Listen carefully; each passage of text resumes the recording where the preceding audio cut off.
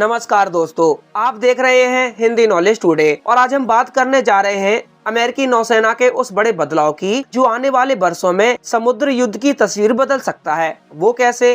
क्योंकि दुनिया की सबसे शक्तिशाली नौसेना अब अपनी सबसे खतरनाक मिसाइल पनडुब्बियों में से एक ओहायो श्रेणी की निर्देशित मिसाइल पनडुब्बियों को धीरे धीरे विदाई दे रही है और उसकी जगह नई पीढ़ी की वर्जीनिया श्रेणी ब्लॉक 5 पनडुब्बियों को ला रही है। पहली नजर में दोस्तों ये फैसला थोड़ा अजीब भी लग सकता है, क्योंकि ओहायो श्रेणी की एक पनडुब्बी लगभग 154 टॉमाहॉक मिसाइलें ले जा सकती है, जबकि नई वर्जीनिया ब्लॉक 5 पनडुब्बी लगभग 40 टॉमाहॉक मिसाइलें ले जाएगी। सवाल यह उठता है कि आखिर अमेरिका अपनी क्षमता कम क्यों कर रहा है, जबकि उसकी पहले की क्षमता ज्यादा है? क्या यह उसकी मजबूरी है, कोई तकनीकी समस्या है, या इसके पीछे भविष्य के युद्धों की कोई रणनीति छुपी हुई है? इन सवालों के जवाब समझने के लिए हमें थोड़ा इतिहास में पीछे जाना होगा, तो बने रहिए अंत तक हमारे साथ इस वीडियो में। जब शीत युद्ध के दौर में अमेरिका और सोवियत संघ के बीच परमाणु हथियारों की होड़ चल रही थी, उस समय अमेरिका ने ओहायो श्रेणी की पनडुब्बियां विकसित की। इनका मुख्य काम परमाणु बैलिस्टिक मिसाइलों को समुद्र में छिपा कर रखना था, ताकि यदि कभी अमेरिका पर परमाणु हमला हो तो वह जवाबी हमला कर सके। लेकिन शीत युद्ध समाप्त होने के बाद अमेरिका ने इन पनडुब्बियों में से कुछ को एक नए रूप में बदल दिया। इनका परमाणु हथियार हटाकर इनमें बड़ी संख्या में टॉमाहॉक क्रूज मिसाइलें लगा दी गयी। इस तरह ओहायो मिसाइल पनडुब्बी का जन्म हुआ। यहाँ पर दोस्तों एक बहुत बड़ी घटना सामने आई, और वो घटना ये थी कि जब दुनिया ने पहली बार इन पनडुब्बियों की क्षमता को देखा तो सैन्य विशेषज्ञ हैरान रह गए। समुद्र की गहराइयों में छुपी एक पनडुब्बी 154 टॉमाहॉक मिसाइलें लेकर चल सकती थी। इसका मतलब था कि एक अकेली पनडुब्बी किसी छोटे देश की पूरी वायु रक्षा प्रणाली, सैन्य अड्डों और कमांड सेंटरों को कुछ ही मिनटों में निशाना बना सकती थी। यही कारण है कि ओहायो श्रेणी को दुनिया के सबसे शक्तिशाली पारंपरिक हमलावर प्लेटफार्मों में गिना जाने लगा। समय के साथ अमेरिका ने महसूस किया कि केवल ज्यादा मिसाइलें ले जाना ही पर्याप्त नहीं होगा। उसको लगा कि अब आधुनिक युद्ध पूरी तरीके से बदल चुका है। आज दुश्मन के पास बेहतर रडार है, अधिक उन्नत सोनार है, साइबर युद्ध की क्षमताएं मौजूद हैं और अंतरिक्ष आधारित निगरानी प्रणालियां भी मौजूद हैं। ऐसे माहौल में केवल बड़ी मिसाइल क्षमता वाली पनडुब्बी पर्याप्त नहीं मानी जाती। अब जरूरत ऐसी पनडुब्बियों की है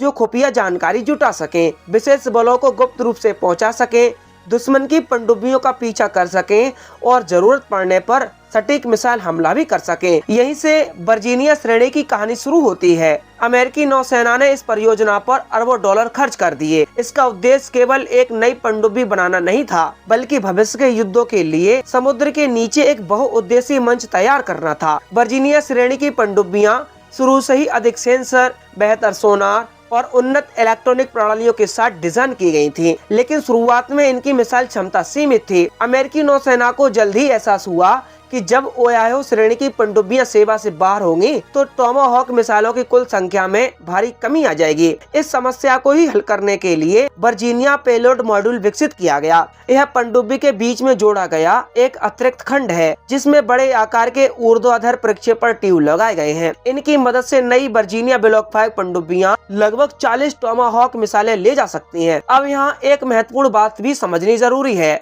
अमेरिकी नौसेना केवल मिसाइलों की संख्या नहीं देख रही है, वह यह देख रही है कि किसी संघर्ष में कितनी पनडुब्बियां एक साथ तैनात की जा सकती हैं, वे कितने देर तक समुद्र में रह सकती हैं और दुश्मन उन्हें खोजने में कितना सक्षम है। वर्जीनिया श्रेणी की पनडुब्बियां अपेक्षाकृत छोटी हैं, अधिक लचीली हैं और अधिक गुप्त हैं। इन्हें आधुनिक युद्ध के लिए बेहतर माना जा रहा है। दोस्तों, यदि आज किसी बड़े संघर्ष की कल्पना की जाए, जैसे उदाहरण के लिए ताइवान को लेकर अमेरिका और चीन के बीच बढ़ते तनाव, तो ऐसी स्थिति में केवल मिसाइलों की संख्या निर्णायक नहीं होगी, बल्कि महत्वपूर्ण ये होगा कि कौन सी पनडुब्बी दुश्मन के तट के सबसे करीब पहुंच सकती है, कौन ज्यादा समय तक बिना पकड़े काम कर सकती है और कौन तेजी से बदलती युद्ध परिस्थितियों के अनुसार प्रतिक्रिया दे सकती है। इसी क्षेत्र में वर्जीनिया श्रेणी को बढ़त मिलती है। अमेरिका की वर्तमान रणनीति को समझने के लिए चीन पर नजर डालना भी जरूरी है। पिछले 20 वर्षों में चीन ने अपनी नौसेना का अभूतपूर्व विस्तार किया है। आज उसके पास जहाजों की संख्या के मामले में दुनिया का सबसे बड़ा नौसैनिक बेड़ा है। चीन ने दक्षिण चीन सागर में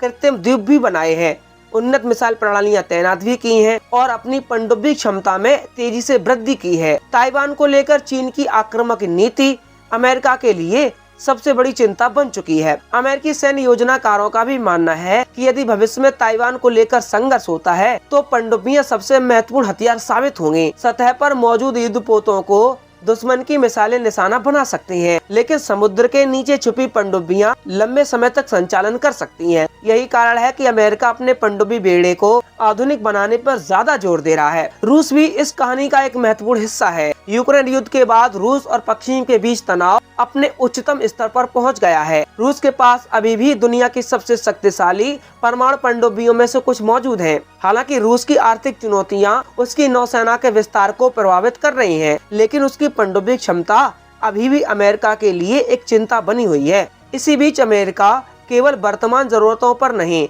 बल्कि भविष्य पर भी ध्यान दे रहा है। उसके रक्षा विशेषज्ञ ये सोच रहे हैं कि आने वाले वर्षों में समुद्र युद्ध का केंद्र हाइपरसोनिक हथियार बन सकते हैं। दोस्तों, हाइपरसोनिक मिसाइलें ध्वनि की गति से कई गुना तेज उड़ सकती हैं। उन्हें रोक पाना बेहद कठिन माना जाता है। अमेरिकी नौसेना भविष्य में कुछ पनडुब्बियों पर ऐसे ही हथियार तैनात करने की योजना बना रही है। यदि यह योजना सफल होती है तो वर्जीनिया श्रेणी की पनडुब्बियां केवल टोमाहॉक मिसाइलें वाहक नहीं रहेंगी, बल्कि हाइपरसोनिक हमले का भी प्रमुख मंच बन सकती हैं। लेकिन अमेरिका के सामने चुनौतियां भी कम नहीं हैं। नई पनडुब्बियों के निर्माण में देरी हो रही है।